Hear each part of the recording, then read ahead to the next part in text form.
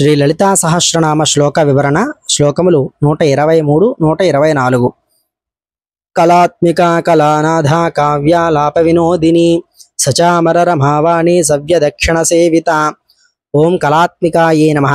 64 కళలు తన నుండే ఉద్భవించినందున సకల కళాస్వరూపిణైన తల్లికి నమస్కారములు. ఓం కళానాథాయే నమః. సమస్త కళలకు పరమావధి అయిన తల్లికి నమస్కారములు. ఓం కావ్యాలాప వినోదిన్యే నమః. సత్కవుల కావ్యాలాపనచే సంతోషపడు తల్లికి నమస్కారములు. ఓం సచామర రమావాణి సవ్యదక్షిణ సేవితాయే నమః.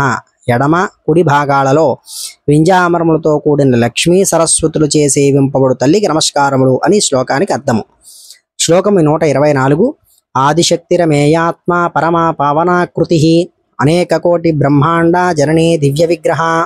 ఓం ఆదిశక్తియే నమః. సమస్త జగత్తులను ఉద్భవింపజేసే అన్నిటా వ్యాపించి ఉండు ఆదిశక్తి స్వరూపునైన తల్లికి నమస్కారములు. ఓం అమేయాయే నమః. ఇది అని చెప్పదగినదిగైన మనోవాక్కులకు అందనిదైన తల్లికి నమస్కారములు. అన్నింటికీ అతీతమైన పరబ్రహ్మాన్ని కేవలం సాధనతో అనుభూతమనర్చుకోవాలి. అయితే సుగుణ సాకార రూపము తల్లి భక్తుల నిమిత్తం ధరించింది మాత్రమే. కానీ జగన్మాత స్వరూపం సగుణ సాకారములకు నిర్గుణ నిరాకారములకు కూడా అతీతమైనదిగా ఈ నామానికి చెప్పబడింది. ఓం ఆత్మయే నమః. జీవులందరిలో ఆత్మరూపమున చైతన్య శక్తిగా నివసిస్తున్న తల్లికి నమస్కారములు. ఓం పరమాయే నమః.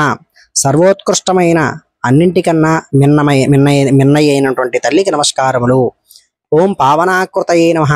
కేవలం స్మరణ మాత్రమే భక్తులకు పవిత్రులు గావించు పవిత్రాస్వరూపిణైన తల్లికి నమస్కారములు. ఓం అనేక కోటి బ్రహ్మాండ జనన్యే నమః. లెక్కింపనవి కానీ బ్రహ్మాండాలను ఉద్భవింపజేయు తల్లికి నమస్కారములు. ప్రళయమున అనంతకోటి బ్రహ్మాండములకు కారణమైన బీజములను తన గర్భమును ధరించింది కావున జగన్మాత అనేక కోటి బ్రహ్మాండ జనని అయినది. ఓం దివ్య విగ్రహాయ నమః. దివ్యమైన శరీరం గల తల్లికి నమస్కారములు.